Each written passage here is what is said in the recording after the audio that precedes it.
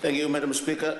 Madam Speaker, the Honourable Prime Minister and Cabinet Ministers, Honourable Leader of Opposition and members, Honourable Members of Parliament.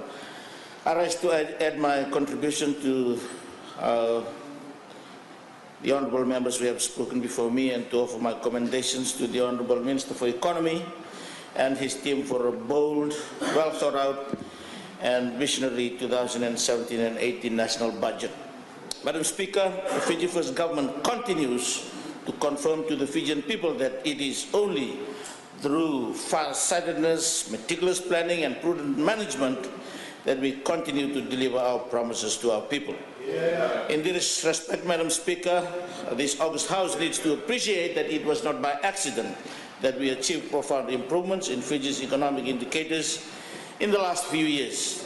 In fact, Madam Speaker, it was the Bainimarama Fiji First Government that has proven that it had the mettle and the determination to deliver the 8 years of consecutive economic growth.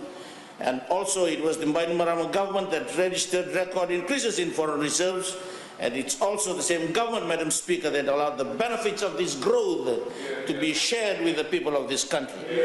This unprecedented achievement is no mean feat and certainly was not made for the faint-hearted to deliver. Madam Speaker, listening to the responses from the other side, I wish to concentrate on agriculture because there's a lot to talk about non-sugar agriculture particularly. I went back last night and dig up some of my notes from Staff College. When I looked at the responses from the other side, I did an essay in Staff College, Madam Speaker, on the effect of air power on Kosovo and the Afghanistan campaign. There is a process, Madam Speaker, called strategic paralysis. Strategic paralysis, Madam Speaker, it's process-oriented, and you target the leadership that leads to psychological incapacitation.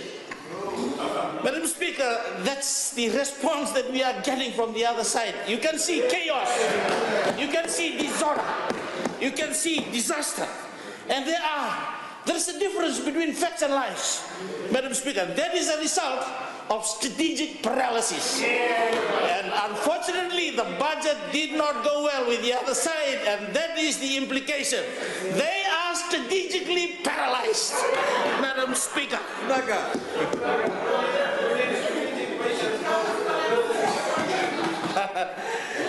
Let me add to that because he has responded. There is initial confusion, Madam Speaker, and that will lead to disorder and degenerate into a state of internal dissolution. Madam Speaker, I like the theory of air power, and I hope I can have more time to speak on this. Thank you, Madam Speaker. Madam Speaker, despite the havoc brought by Tropical Cyclone Winston last year, Fiji still managed to record an economic growth. Madam Speaker, I am tired of hearing the rehabilitation efforts post-Cyclone Winston. We've stated it so many times in this House, Madam Speaker. There are competing needs and we have limited resources. We are prioritizing, Madam Speaker. I've stated it. We did so well. Why? Because there is political will and commitment. Two, there is strong, good, decisive leadership, Madam Speaker. And of course, we value the contribution of the men and women and of course our partners as well. It's not going to take a day to fix all the problems that we've had. And of course, Madam Speaker, there are issues beyond our control. And again, we must applaud the efforts taken by government for the recovery process. Just this morning, Madam Speaker, I had an email from the Australian High Commission here in Seoul, based on the discussions that I had with Honourable Julie Bishop just 2 weeks ago in Canberra. Australia is asking Fiji to host a regional conference around November after COP23 for us to look at lessons learned, not only for Fiji, but for the region. But why Fiji, Madam Speaker? Because Fiji is leading and doing so well in disaster management and responses, Madam Speaker. And again, that is reflective of the strong, good leadership partnership of the Fiji First government.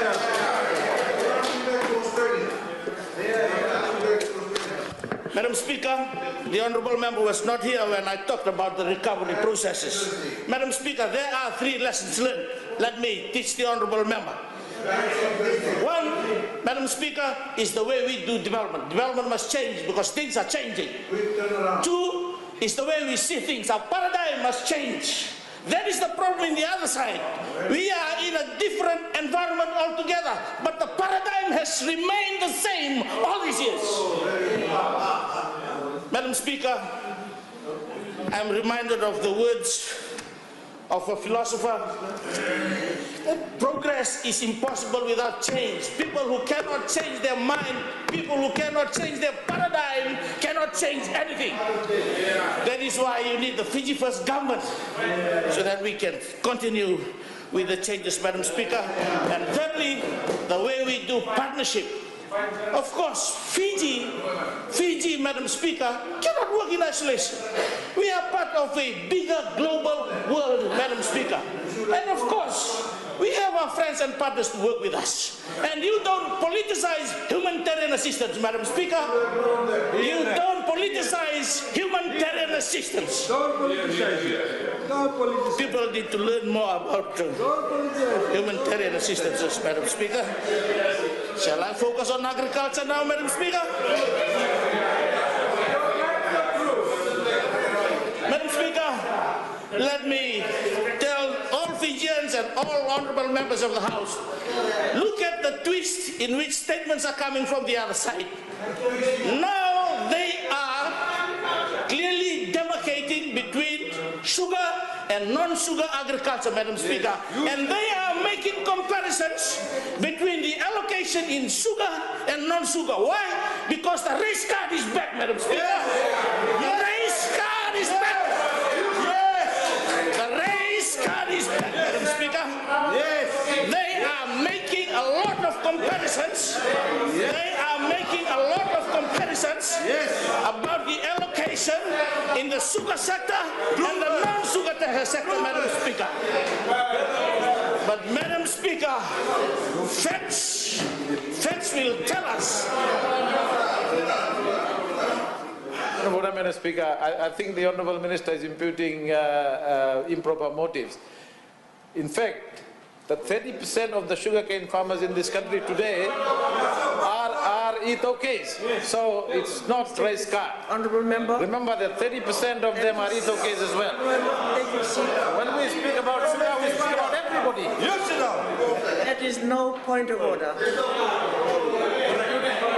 Actually, Minister will be given extra time. Jeanette, Minister is given extra time for all these interventions.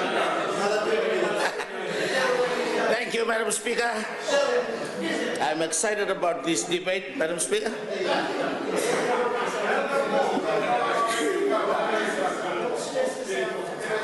I'm not stressed. I'm enjoying it. Madam Speaker, bring it on. More time.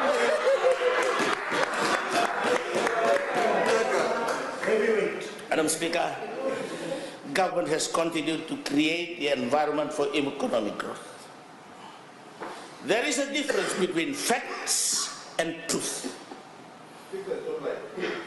There is a difference between facts and truths. Unlike the other side, they are always willing to come and lie in this honourable house.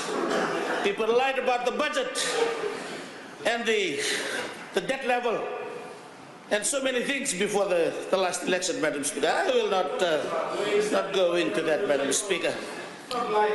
But let me give you some facts that will lead us to the truth. Madam Speaker,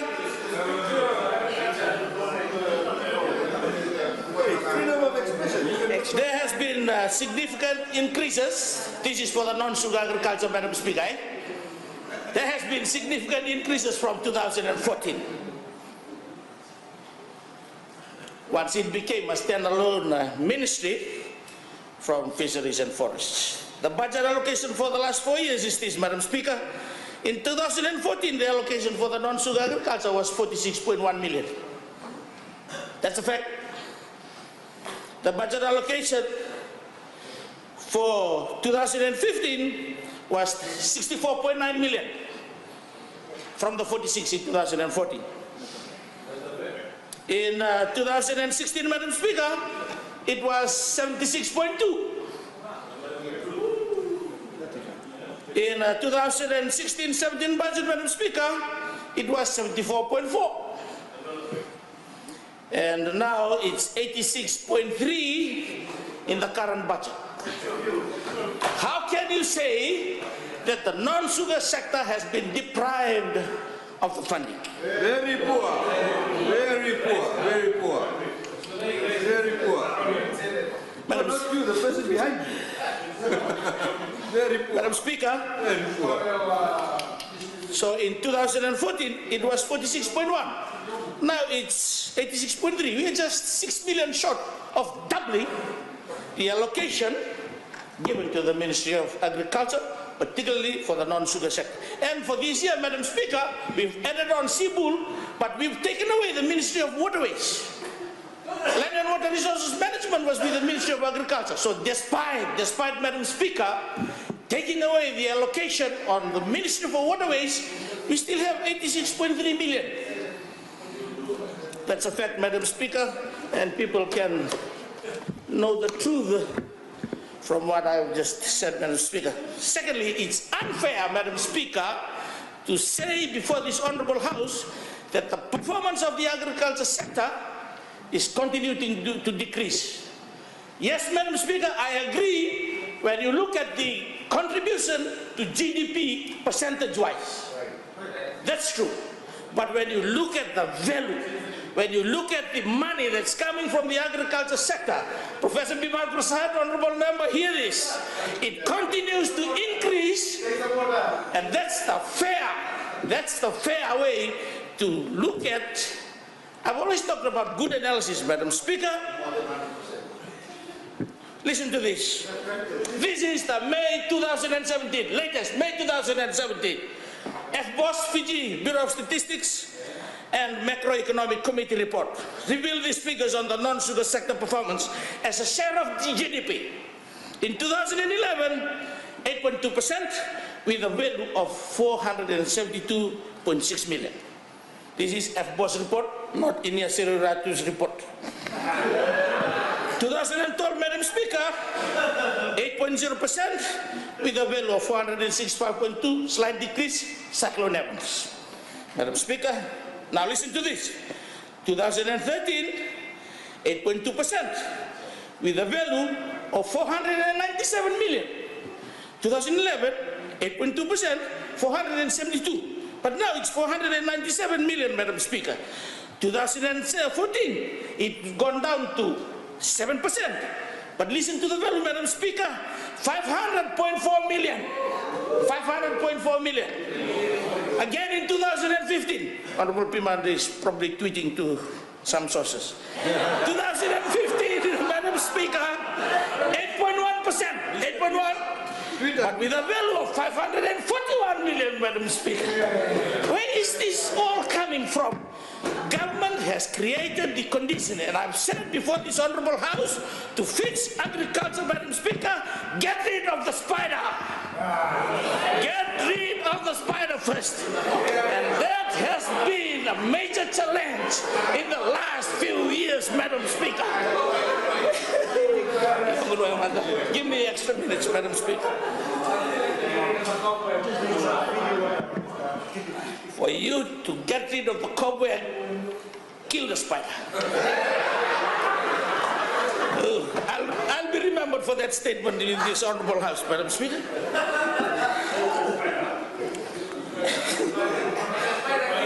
Madam Speaker. So, in the nutshell, Madam Speaker, we will continue to create the environment, and we will continue to provide the services to our people. Madam Speaker, I'll just quickly go through a few key activities in the Ministry of Agriculture, Madam Speaker.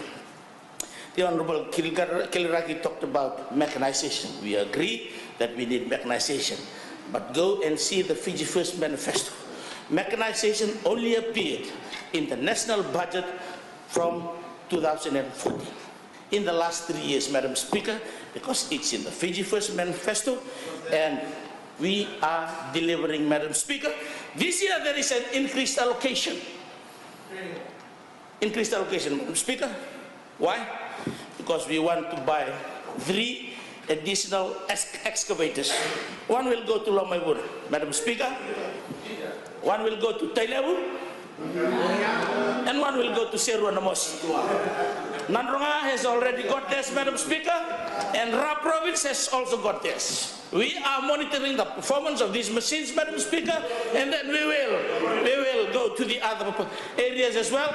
But we are strategically selecting these areas, Madam Speaker, because of the production levels, and of course, most importantly, the connectivity to the market. I know that the Honorable Pramod is going to ask about Vonoleu.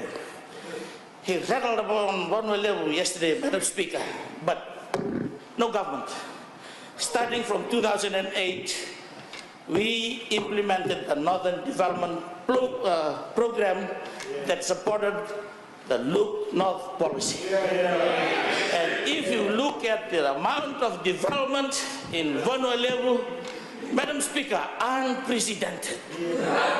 Unprecedented. He talked about the Namowebu Interior Road. It was this government that cleaned up that road, Madam Speaker, and now it only takes 30 minutes to come from Wainunu into Ndraketi, so that people from Bua are listening there, Madam Speaker.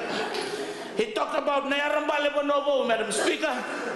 It was this government that constructed that road, Madam Speaker, and I have been reliably told that he is offering to provide bus services to that road, and that is why he wants it fixed.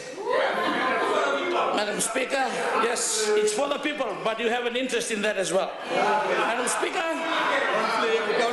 Conflict. I want to talk about agro processors facility, Madam Speaker.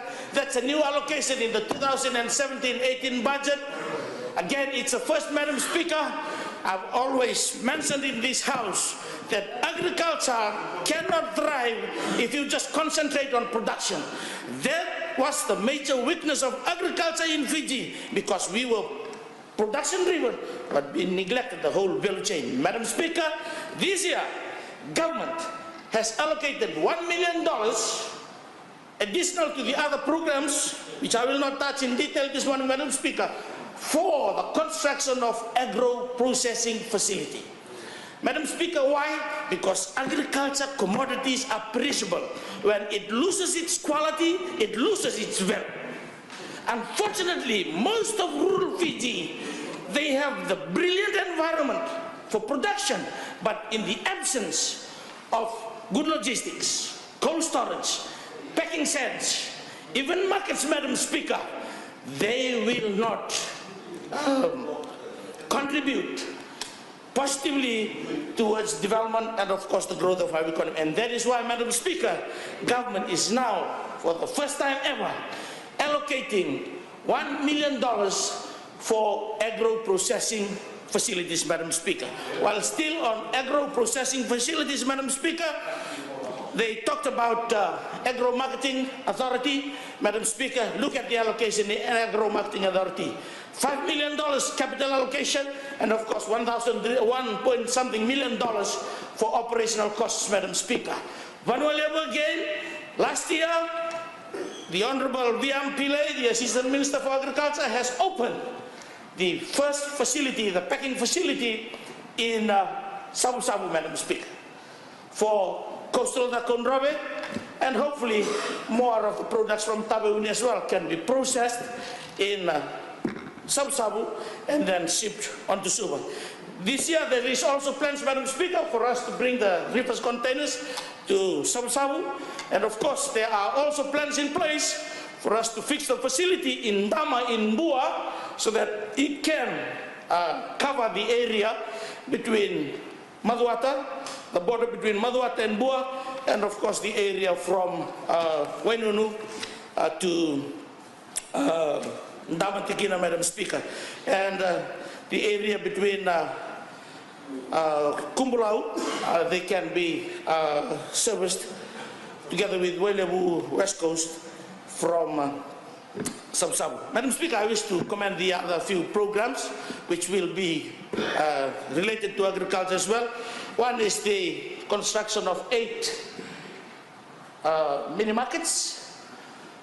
This is a welcome initiative, Madam Speaker, particularly for the non-sugar agriculture sector. Because in the main markets that we have, of course, we appreciate the work of the Vendors Association, but most farmers have difficulty in entering the markets because of the Vendors Association, Madam Speaker. So these 8 mini markets that will be constructed will really bring a lot of relief to our farmers, and particularly those that buy agriculture products from these farmers as well. Secondly, Madam Speaker, is the construction of roadside stalls. Again, that is another welcome initiative, Madam Speaker, for non-sugar agriculture, because of the implication that it will have on our people in marketing products, Madam Speaker. I've talked about farm mechanization, Madam Speaker, and of course, I've talked about the excavators, but in the last few years, Madam Speaker, let me just highlight that we distributed 15 tractors. These are the people who can afford to pay their 1/3. To the following: Matongan Rabu Village Farmers Group in Teilevu, the Lutu Farmers Group in Naitasiri, Mr. Aniles Prasad of Tokotoka Teilevu, the Lobo Farmers Group of Mba, the Velomanis Farmers Group of Mbua, Nasarawanga, Mr. Kamal Prasad of Namalata Teilevu, Ravindra Singh of Nokonoko Nandrunga, and 8 tractors for the Ministry of Agriculture stations. Again, let me tell the farmers of Fiji, that is for those that afford to pay their 1/3 contribution, but for those that do not have the funds, Madam Speaker, this Fiji First government brought in an allocation for land clearing. And that has a $1 million allocation as well, Madam Speaker. Sorry, $1.5 million allocation. And of course, farmers can access to this. But let me conclude, Madam Speaker.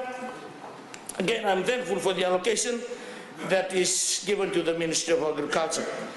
And of course, currently, together with the civil service reform, we will assure this Honourable House to the successful implementation of the national budget in terms of the quality of our personnel, which we are working on, and of course the processes that are involved. Madam Speaker, the allocation of 86.3 million to the Ministry of Agriculture under 2017-18 national budget is sufficient to cater for all the activities that the Ministry of Agriculture has planned, and we look forward to the successful implementation of the various programs in this coming financial year. Madam Speaker, without any hesitation and doubt, I support the 2018-17 national budget as presented by the Minister for Economy. Thank you, Madam Speaker.